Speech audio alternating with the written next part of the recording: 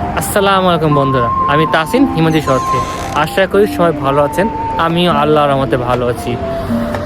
আপনারা জাপানে easy part time job করছেন তাহলে ভুল জায়গায় এসেছেন, কারণ জাপানে কোনো কাজ ইজি না। হ্যাঁ, যদি স্মার্ট হন তাহলে কাজ ইজি হয়ে যাবে।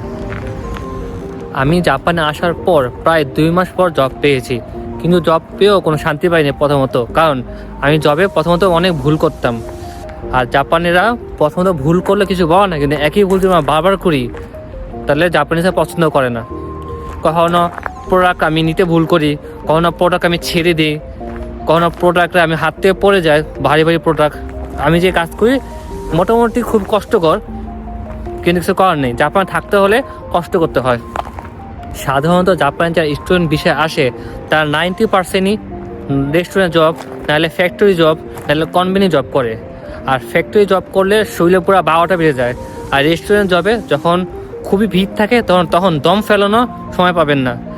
আর কোম্পানি জবগুলিতে মনে হয় অনেক ইজি, কিন্তু যদি ল্যাঙ্গুয়েজ ভালোভাবে না পারেন তাহলে আপনার গেম ওভার।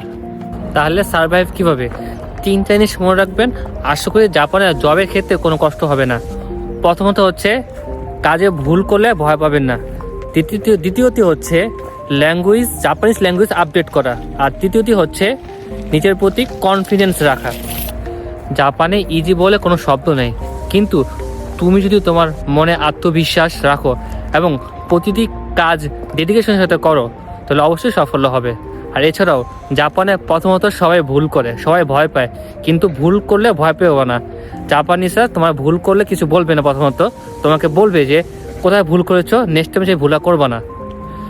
আর তুমি যদি সময়ের সাথে সাথে তুমি সে ভুল ঠিক করতে পারো তাহলে অবশ্যই তুমি সামনে আর সে ভুল করবা না।